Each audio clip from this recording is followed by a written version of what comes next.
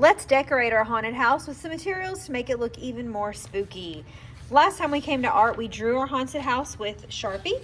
Today we're going to be using some oil pastels to give it a spooky look and definitely add some color. We're using some special oil pastels today. These are water soluble or water-based oil pastels.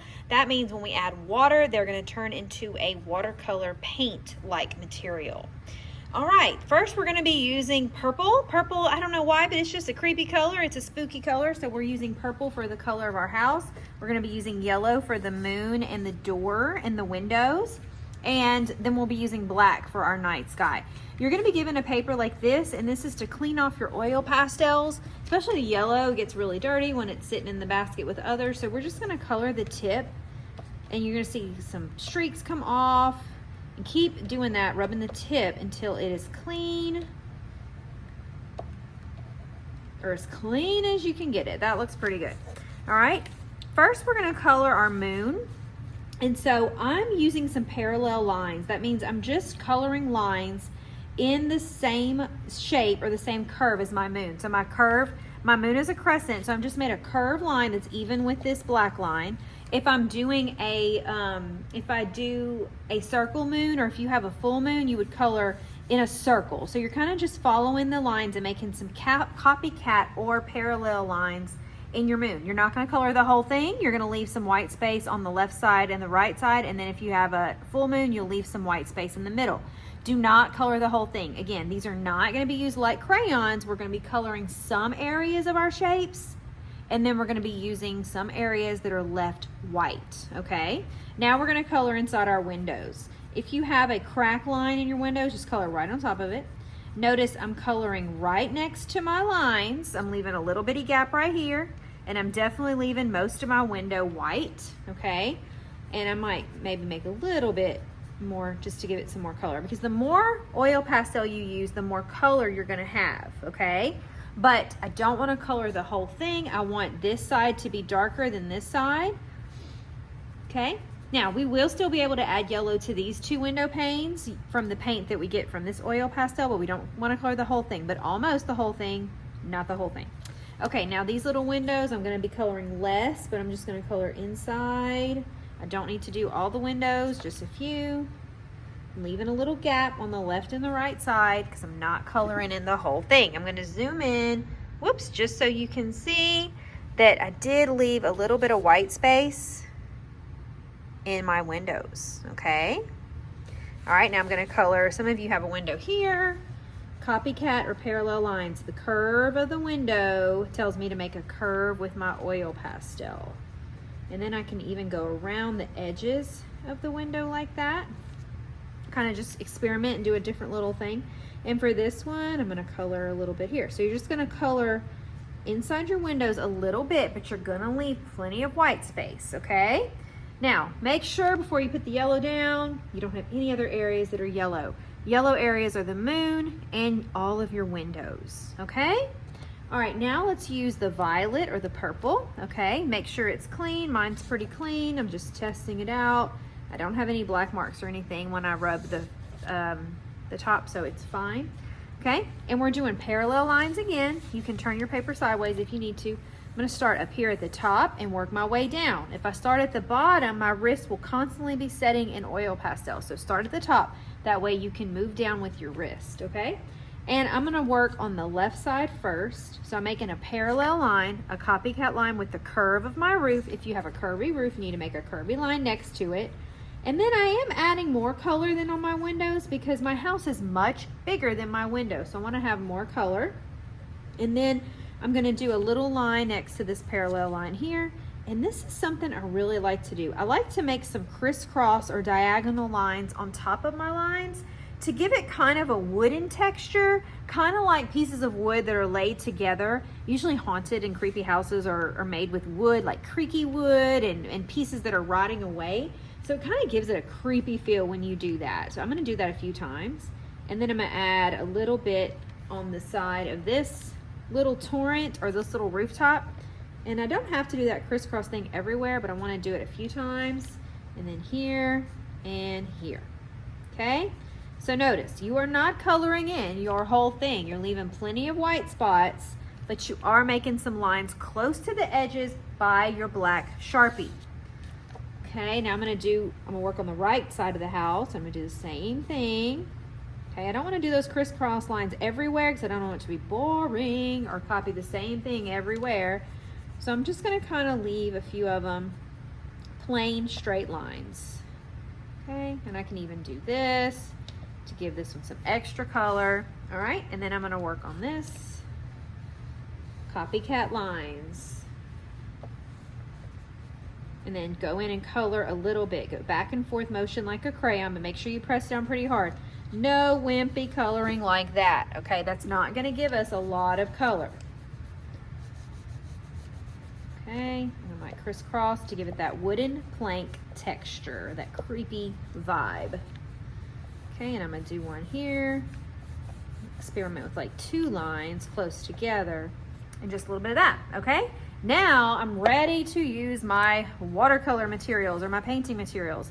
So we're gonna use yellow first, because the purple is gonna get our water pretty dirty, so we wanna use yellow first. We're gonna get a little bit of water on our brush. We're gonna hold it like a pencil right behind the ferrule, not up here, okay, right behind the ferrule with a little bit of water, just tap, tap, and then you're gonna paint on top of your oil pastel lines, and then once you get it wet, move your brush to the white part of your moon, and you will see it be filled with watercolor. See? These are water-soluble oil pastels.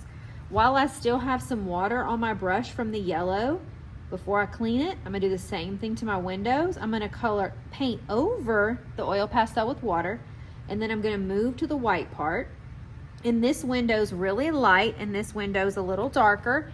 I love that. I'm gonna get some more water because that means I'm showing value. Some areas of your house are gonna be dark and some are gonna be lighter.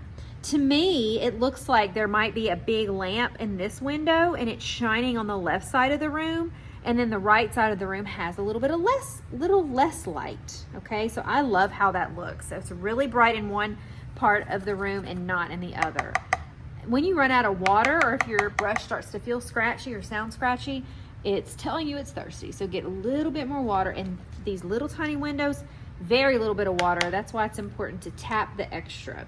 And I'm trying to stay inside the lines. I'm not getting any paint on my purple areas or the white of my house. Windows only.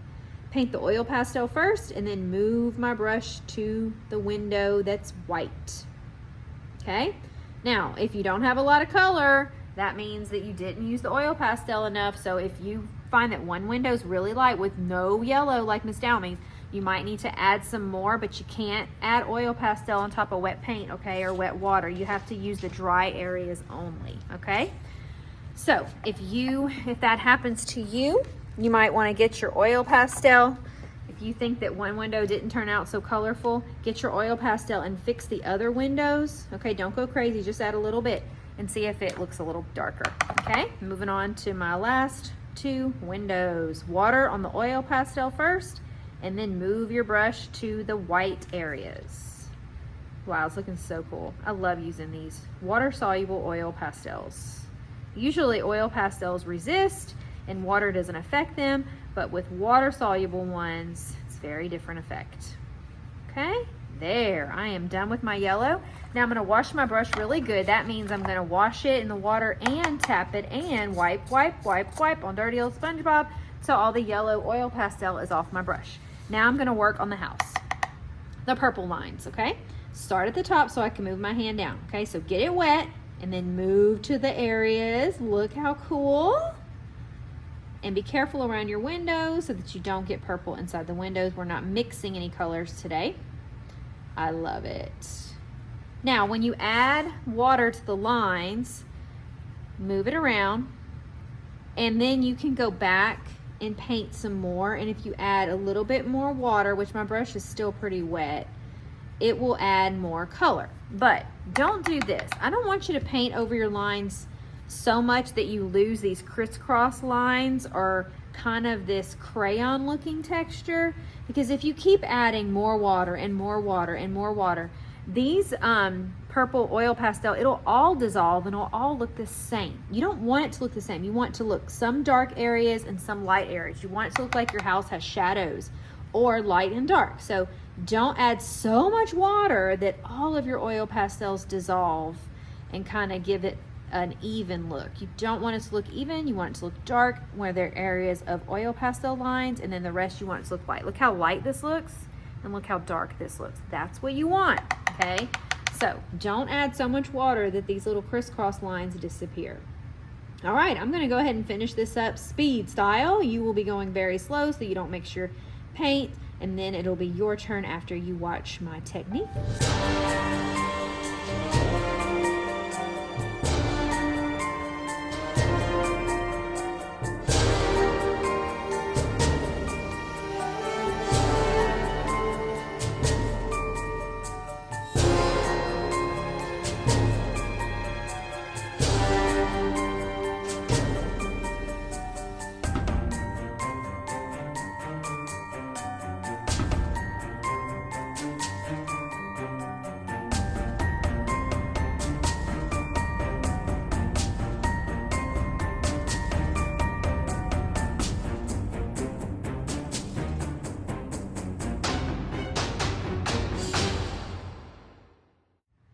All right, now we're going to do the same technique with our door, and then we're going to add some other creepy things and also an opportunity to add our night sky, a very dark black or gray color. So you can do your door with a black oil pastel and it'll look like this, okay? Or I did another example with a green door. Also, green's another creepy color for some reason, so you can do your door green or black, okay? So I'm going to work on my door. If you're using green, make sure that it's cleaned off. Mine's pretty clean, and do that same technique. Or if you're doing black, it doesn't matter. But I like to do parallel lines again, just a little bit of green, and then a little bit on the other door. I have a double door, you may not. And then do that crisscross thing again if you want it to have that creepy wood paneling design, okay? And then when you're ready, make sure that brush is very, very, very, very clean. Wipe to get the purple off, and then get some more water. You have to have water for this to work, okay? Remember, just add a little bit of water so that those lines don't disappear all the way. You want it to be dark where we made those crisscross lines. Okay, you can do this with black or green. I just love it. Okay, now we're going to add the background. So we're going to add a spider web on one side and then a creepy tree on the other. It doesn't matter which side you do your spider web or your tree, okay?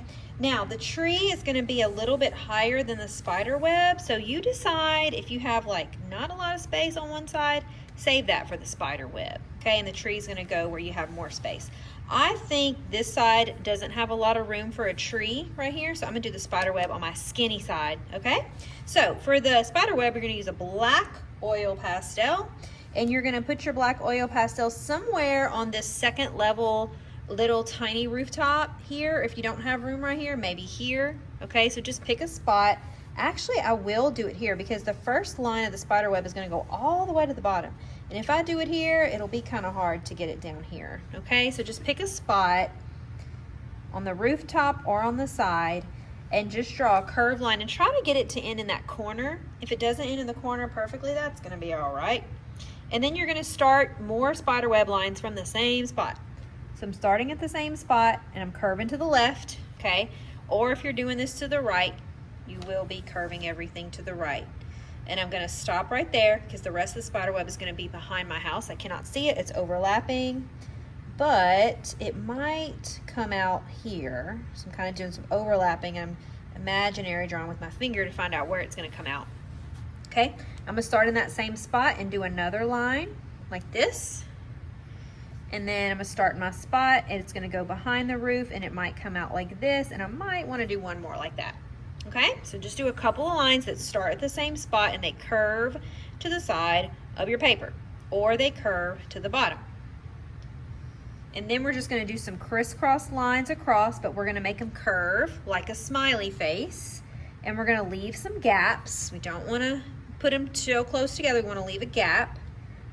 Do one here, and I have one more right there. So you may have less lines or more lines if you have more room.